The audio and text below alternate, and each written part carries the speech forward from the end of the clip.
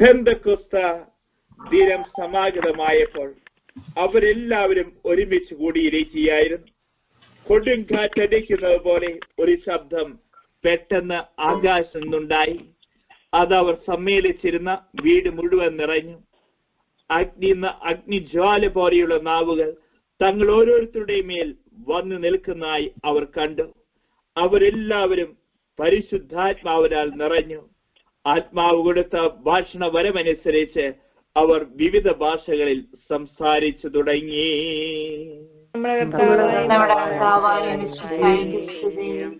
Praise the Lord. Hallelujah. യേശുവേ നന്ദി, യേശുവേ സ്തുതി. പ്രിയപ്പെട്ട മക്കളെ, ഇന്ന് പ്രത്യേകമായി നാം കേൾക്കുവാൻ പോകുന്ന പരിശുദ്ധാത്മാവിന്റെ വരദാനങ്ങളെ കുറിച്ചാണ്. എത്ര വരദാനങ്ങൾ പരിശുദ്ധാത്മാവിന്റെ ഉണ്ട്? നമ്മൾ പലപ്പോഴും ചിന്തിക്കാറുണ്ട്, കേൾക്കാറുണ്ട് പരിശുദ്ധാത്മാവിന്റെ വരദാനങ്ങൾ. അനേകം വ്യക്തികൾ വരദാനമുള്ള വ്യക്തികളെ കുറിച്ച് നാം കേട്ടിട്ടുണ്ട്.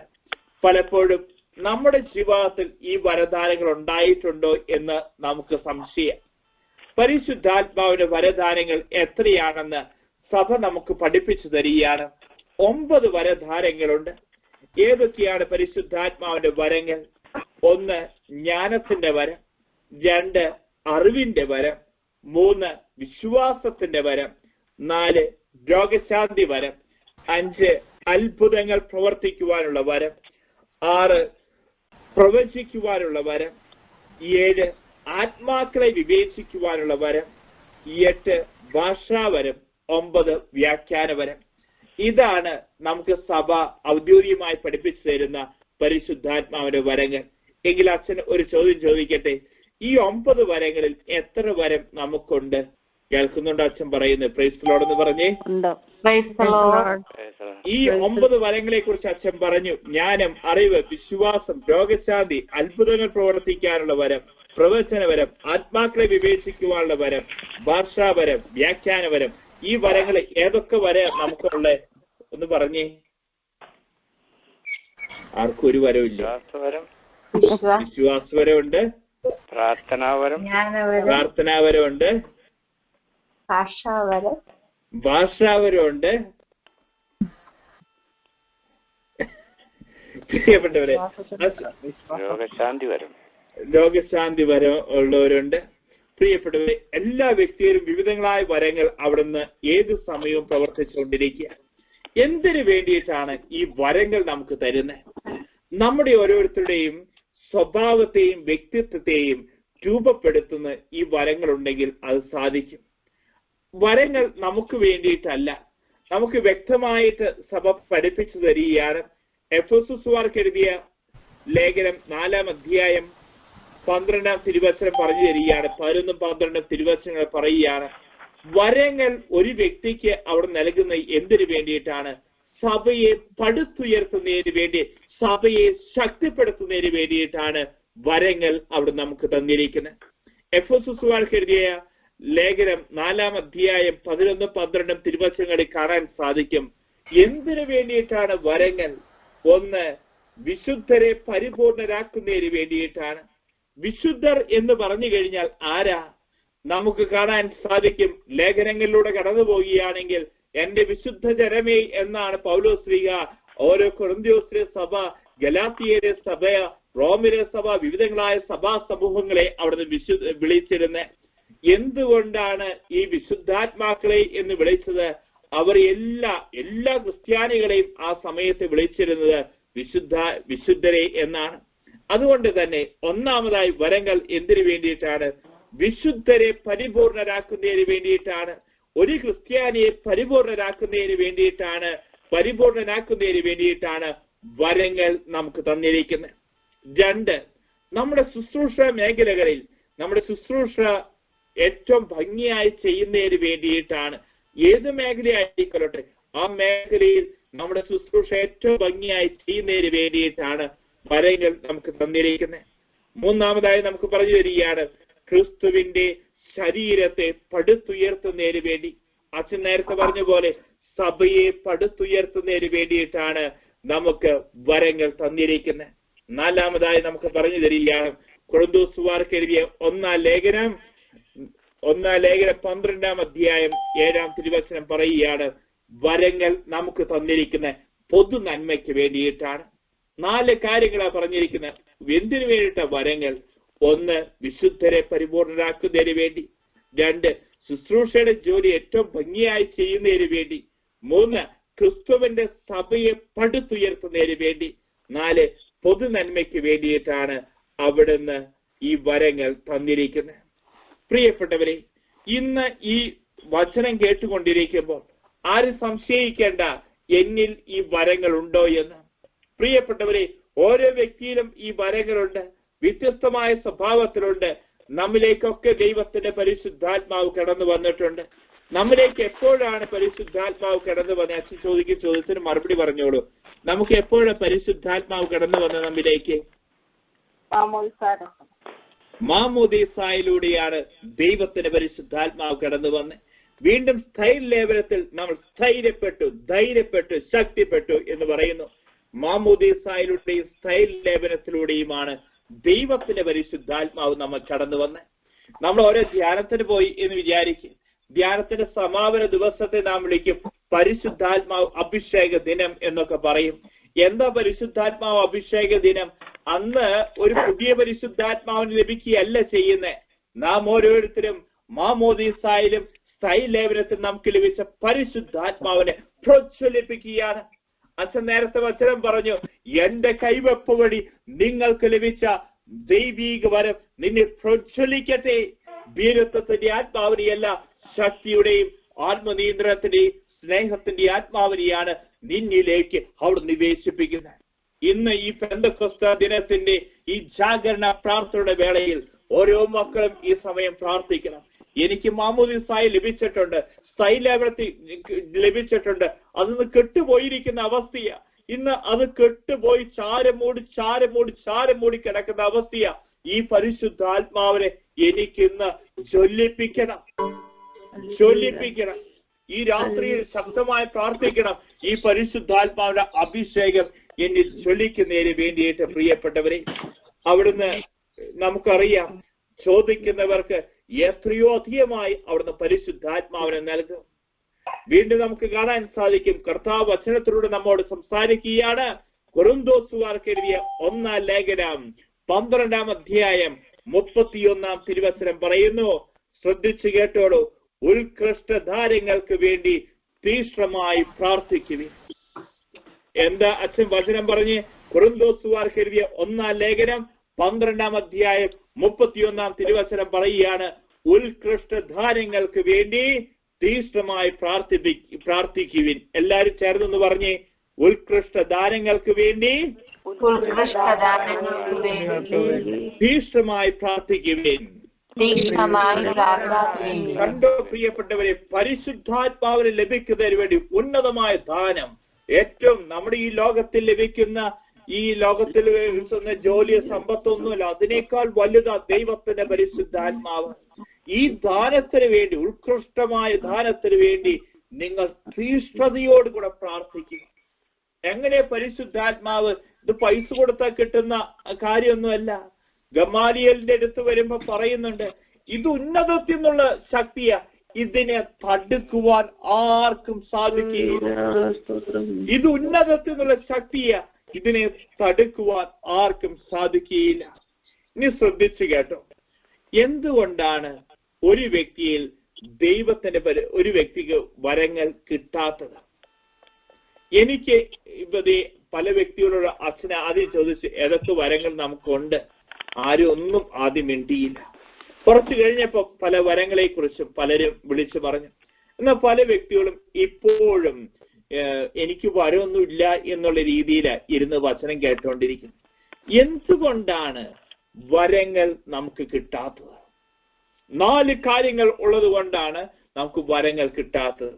1, എനിക്ക് ഈ വരങ്ങൾ തിരിച്ചറിയാത്തത് കൊണ്ടാണ്. നമ്മൾ കുറെ പ്രാർത്ഥനയൊക്കെ ചെയ്യുന്നുണ്ട്, പക്ഷെ പലപ്പോഴും നമ്മൾ ഈ വരങ്ങളുണ്ടോ ഇതിനെക്കുറിച്ച് നമ്മൾ ഒരിക്കലും ശ്രദ്ധിച്ചിട്ടില്ല. ഒരു ക്രൈസ്തവനായ എന്നെ സംബന്ധിച്ചിടത്തോളം ഈ വരങ്ങൾ തിരിച്ചറിയാത്തത് കൊണ്ടാണ്.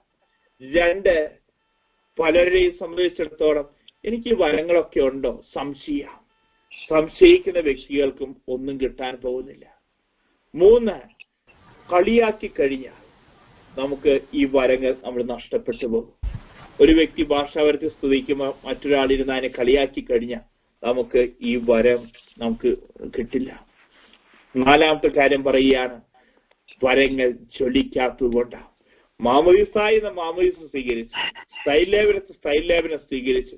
പിന്നെ പ്രിയപ്പെട്ടവരെ, ഈ അനേകം നാളുകൾ കഴിഞ്ഞു. അതൊക്കെ കഴിഞ്ഞ് ഈ വരങ്ങളൊക്കെ പരിശുദ്ധാത്മാവ് നമ്മുടെ ഉള്ളില് ഉറങ്ങിക്കിടക്കുക, പരിശുദ്ധാത്മാവ് ചാരം മൂടി കിടക്കുക. ഈ വരങ്ങൾ ചൊല്ലിക്കാത്ത അവസ്ഥയെ നമ്മെ സംബന്ധിച്ചിടത്തോളം ഇന്ന് അച്ഛൻ ഇത്രയും വിശുദ്ധമായി ഈ വിഷയത്തെ കുറിച്ച് പറയാൻ കാരണം, അനേകം വ്യക്തികള് ഇന്ന് ലൗകിക മേഖലയിൽ ചരിച്ചുകൊണ്ടിരിക്കുക. അവരാത്മാവിന്റെ ശക്തി തിരിച്ചറിയുന്നില്ല. അതുകൊണ്ടാണ് അച്ഛൻ ഈ വരധാരങ്ങളെ കുറിച്ച് നിങ്ങളോട് പറയുന്നത്. പ്രിയപ്പെട്ടവരെ, എല്ലാ വ്യക്തിയിലും ഈ ദൈവത്തിന്റെ വരദാനമുണ്ട്.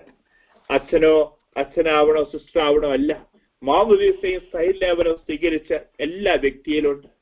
നമുക്കറിയാം, നമ്മളൊക്കെ യാത്ര ചെയ്യുമ്പോൾ നമ്മൾ റേഡിയോയൊക്കെ നമ്മുടെ വണ്ടിയുടെ അകത്ത് ട്യൂൺ ചെയ്യാറുണ്ട്.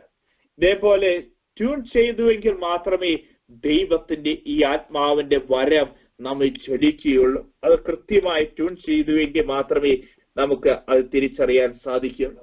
ഞാൻ ഇപ്പോഴും ഓർക്കുന്നുണ്ട്, ഞാന് പട്ടം കിട്ടുന്നേക്കാൾ മുമ്പ് ജെറുസലേം ധ്യാന കേന്ദ്രത്തിലെ ഷെമ്മാസനായി റീജൻസി ചെയ്തുകൊണ്ടിരിക്കുന്ന സമയം. ഈ സമയത്ത് പ്രിയപ്പെട്ടവരെ, ഒരു ദിവസം എന്റെ അടുത്ത് ഒരു പെൺകൊച്ചു വന്നിട്ട് പറഞ്ഞു, അച്ഛ എന്നെ ഒന്ന് കൗൺസിലിംഗ് ചെയ്യണം. ഒന്ന്, ഞാൻ അച്ഛനായിട്ടില്ല. 2, അവിടെയൊക്കെ അവിടെ വന്നിട്ടുള്ളൂ, എന്താ ചെയ്യേണ്ടത് എങ്ങനെ ചെയ്യേണ്ടതെന്ന് അറിയില്ല. അപ്പോഴാണ് ഒരു പെൺകൊച്ചു വന്നിട്ട്, ഒരു 10-24 വയസ്സായിട്ടുണ്ട്, അവള് വന്നിട്ട് കൗൺസിലിംഗ് നടത്താൻ പറഞ്ഞു.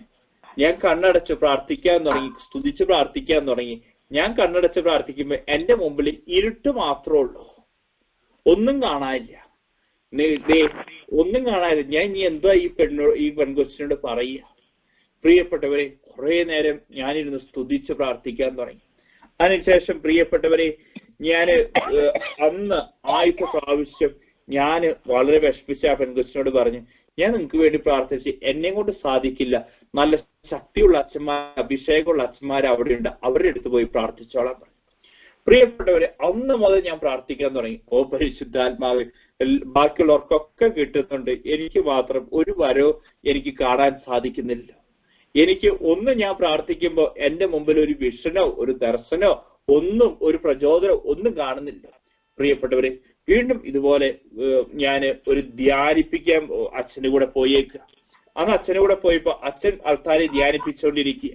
ഈ സമയത്ത് എന്റെ അടുത്തേക്ക് മറ്റൊരു വ്യക്തി കടന്നു വന്നു. ഒരു സ്ത്രീ ഒരു കുഞ്ഞിനെയും പിടിച്ചോണ്ട് വന്നു. അച്ഛൻ എനിക്ക് വേണ്ടി പ്രാർത്ഥിക്കണം, അച്ഛനൊരു കൗൺസിലിംഗ് നടത്തണം. ഞാൻ പറഞ്ഞു, എനിക്ക് അത്ര വലിയ പരിചയമൊന്നുമില്ല, പക്ഷെ നാട്ടുകാരുടെ മുമ്പിൽ മോശമായിരിക്കാൻ വേണ്ടി ഞാൻ പ്രാർത്ഥിക്കാന്നൊക്കെ പറഞ്ഞു. അതിനുശേഷം അന്ന് പ്രിയപ്പെട്ടവരെ, അന്ന് ഞാൻ സ്തുതിച്ച് പ്രാർത്ഥിച്ചു കഴിഞ്ഞപ്പോ കേൾക്കണോ പ്രിയപ്പെട്ടവരെ, ഇടുക്കി ഭാഗത്താണ് ആ ധ്യാനം നടക്കുന്നത്. ആ പ്രാർത്ഥിക്കുന്ന സമയത്ത് എന്റെ മുമ്പില് ഒരു ചെടി കാണിക്കുന്നുണ്ട്. എനിക്ക് ഈ ചെടി കണ്ട ഞാൻ എന്താ പറയേണ്ടതെന്ന് എനിക്കറിയില്ല. ഞാൻ ഈ സമയം ഈ സ്ത്രീയോട് പറഞ്ഞു, ഞാൻ പ്രാർത്ഥിക്കുമ്പോൾ ഒരു ചെടി കാണുന്നുണ്ട്, എന്ത് ചെടിയാതെ എനിക്കറിയില്ല, ഇതാണ് ഞാൻ കാണുന്നേ എന്ന് പറഞ്ഞു. ഇത് പറയലും ആ സ്ത്രീ അങ്ങോട്ട് വാവിട്ട് കരയാൻ തുടങ്ങി. കാരണം നാട്ടിലെ ഈ സ്ത്രീയുടെ ഭർത്താവിനെ ഇവര് എവിടെയോ കഞ്ചാവ് കൃഷി ചെയ്തിട്ട് പോലീസ് പിടിച്ചോണ്ട് പോയി ചെയ്യില്ല. പ്രിയപ്പെട്ടവരെ, നമ്മൾ ഓരോരുത്തരിലും ദൈവത്തിന്റെ പരിശുദ്ധാത്മാവിന്റെ വരദാനമുണ്ട്. നമ്മള് പരിശുദ്ധാത്മാവിന്റെ വരം കിട്ടണോ പ്രിയപ്പെട്ടവരെ? പരിശുദ്ധാത്മാവിന്റെ വരം കിട്ടണം. അത് നമ്മെ സംബന്ധിച്ചിടത്തോളം പ്രിയപ്പെട്ടവരെ, എല്ലാ വ്യക്തിയുടെ അകത്തുണ്ട്. 1, വിശുദ്ധിക്ക് വേണ്ടി ദാഹിച്ച് പ്രാർത്ഥിക്കണം. 2, പ്രജ്വലിക്കാൻ വേണ്ടി നാം ശക്തമായി പ്രാർത്ഥിക്കണം. 3, നമ്മൾ അനുസരിക്കാൻ തയ്യാറായി കഴിഞ്ഞാൽ ദൈവത്തിന്റെ വരദാനം നമ്മിൽ അവിടെ ജ്വലിക്കും എന്ന് നമ്മൾ തിരിച്ചറിഞ്ഞു. അച്ഛന് എല്ലാ വരങ്ങളെ കുറിച്ചും പറയാൻ ആഗ്രഹമുണ്ട്. പക്ഷേ ഇന്ന് ഒരു വരത്തെ കുറിച്ചാണ് അച്ഛൻ പറയുന്നുള്ളൂ. അടുത്ത വ്യാഴം, വെള്ളി, ശനി ദിവസങ്ങളിൽ ബാക്കിയുള്ള 8 വരങ്ങളെ കുറിച്ച് പറയും. അച്ഛൻ പറഞ്ഞല്ലോ പ്രിയപ്പെട്ടവരെ, ജ്ഞാനത്തിന്റെ വരം, അറിവിന്റെ വരം, വിശ്വാസത്തിന്റെ വരം, രോഗശാന്തിയുടെ വരം, അത്ഭുതങ്ങൾ പ്രവർത്തിക്കാനുള്ള വരം, അത് പ്രവചിക്കുവാനുള്ള വരം, ആത്മാക്കളെ വിവേചിച്ചറിയുവാനുള്ള വരം, ഭാഷാവരം, വ്യാഖ്യാനവരം. ഇന്ന് അച്ഛൻ പ്രത്യേകമായി പറയുന്നത് സമയക്കുറവ് കൊണ്ട് ഭാഷാവരത്തെ കുറിച്ചാണ്. ഭാഷാവരം എന്താണെന്ന് വെച്ച് കഴിഞ്ഞാൽ നമുക്ക് വചനം പറഞ്ഞു തരികയാണ്, വചനത്തിന് വിളിച്ചിട്ട് നമുക്ക് പറഞ്ഞു തരികയാണ്.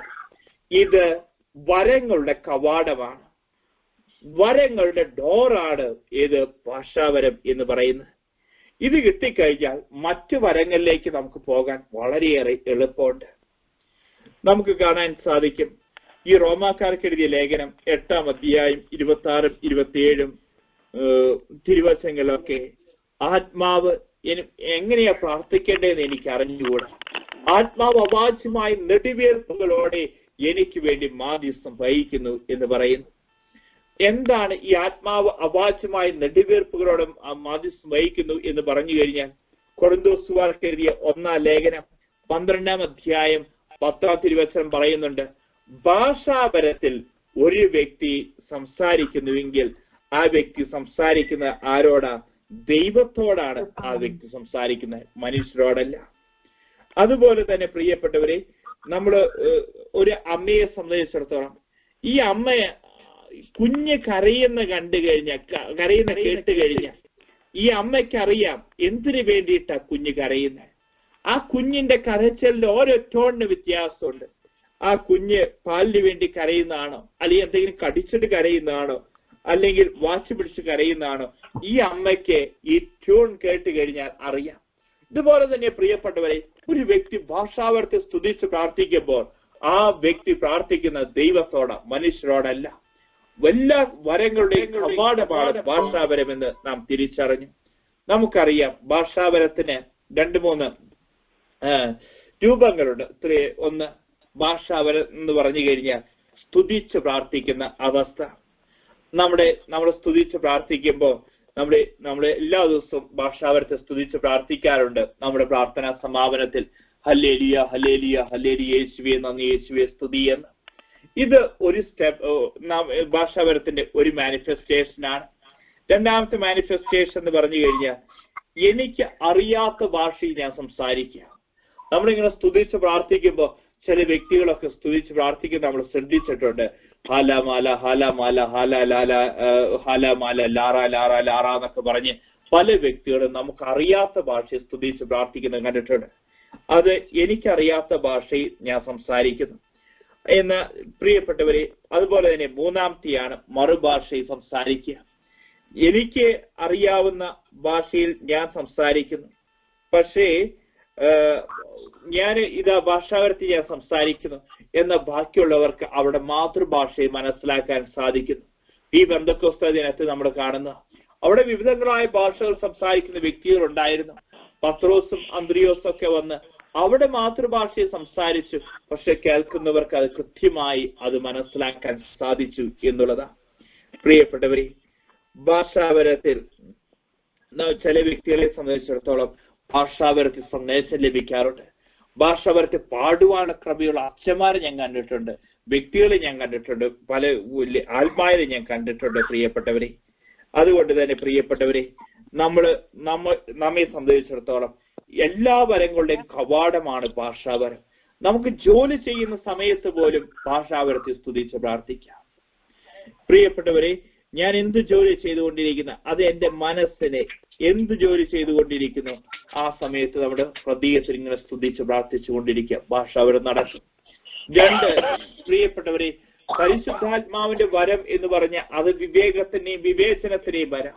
എനിക്ക് വേണ്ട രീതിയിൽ അത് ആവശ്യമുള്ള സമയത്ത് ഉപയോഗിക്കാം, ആവശ്യമില്ലാത്ത സമയത്ത് അത് നിർത്താനും എനിക്ക് സാധിക്കും.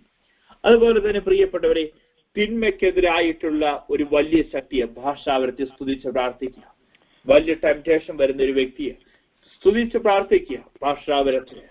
ഭാഷാവരത്തെ സ്തുതിച്ച് പ്രാർത്ഥിക്കുമ്പോൾ ആ തിന്മയിൽ നിന്ന് ആ വ്യക്തി വിടുതൽ കിട്ടും. അതുപോലെ തന്നെ പ്രിയപ്പെട്ടവരെ, ഈ ഭാഷാവരത്തെ സ്തുതിച്ച് പ്രാർത്ഥിക്കുമ്പോൾ ദൈവത്തിന്റെ ഈ വരധാരകൾ നമുക്ക് വളരാൻ സാധിക്കും. ഓരോ ഭാഷാവരത്തിനും ഓരോ അഭിഷേകമുണ്ട്. രോഗശാന്തിയുടെ ആയിരിക്കാം, ഡെലിവറൻസിന്റെ ആവാം, കൃപയിൽ ജ്വലിപ്പിക്കാനുള്ള അഭിഷേകമായിരിക്കാം.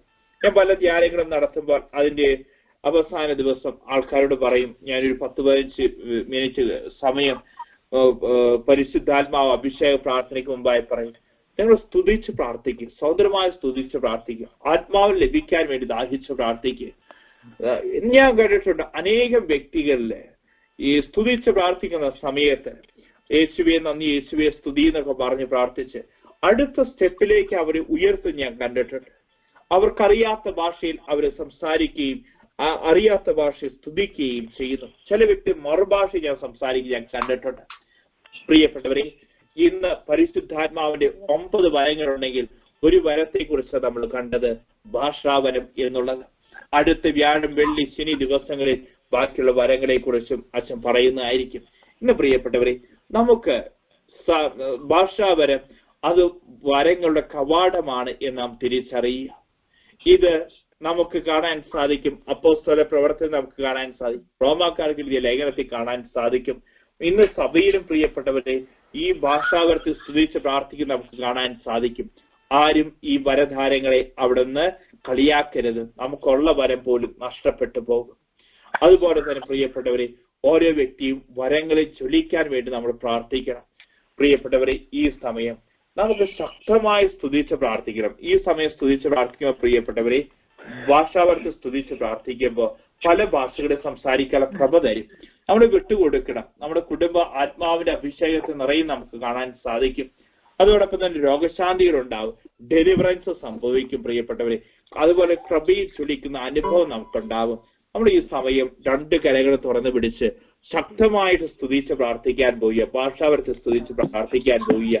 നമുക്ക് ഈ സമയം മുട്ടുകൾ കുത്തി നിന്നുകൊണ്ട് സ്വതന്ത്രമായി സ്തുതിച്ച് പ്രാർത്ഥിക്കാം. കണ്ണുകൾ അടയ്ക്കുക. പരിശുദ്ധാമയും സ്ത്രീഹന്മാരും സിഹിയോന്മാരെയും ഒരുമിച്ച് കൂടി പ്രാർത്ഥിക്കുന്ന ആ അനുഭവം നമുക്ക് ഉണ്ടാകട്ടെ. അവരുടെ മേൽ അഗ്നിനാവുകളായി പരിശുദ്ധാത്മാവ് ഇറങ്ങി വന്ന ആ അനുഭവം നമുക്കുണ്ടാവട്ടെ. ഈ സമയം നമ്മുടെ കുടുംബങ്ങളിലും ആ അനുഭവം ഉണ്ടാവാൻ പോവുക. ആരും ആരെയും നോക്കേണ്ട ആവശ്യമില്ല, ആരെയും സ്വരം നോക്കേണ്ട ആവശ്യമില്ല. എന്നെ ആത്മാവ് നയിക്കുന്ന രീതിയിൽ സ്തുതിച്ച് പ്രാർത്ഥിച്ച് ആശീർവാദം സ്വീകരിക്കാൻ പോവുക. എല്ലാ മക്കളും സ്തുതിച്ച് പ്രാർത്ഥിച്ച് hallelujah, hallelujah, hallelujah, hallelujah, hallelujah, hallelujah. കർത്താവായ ദൈവമേ, നിന്റെ നാമത്തിൽ ഈ സമയം ഈ മക്കളെ അവിടുന്ന് ആശീർവദിക്കുന്നു. ഒരു പുതിയൊരു പെന്തക്കോസ്ത് അനുഭവത്തിന് വേണ്ടി പ്രാർത്ഥിക്കുന്നു.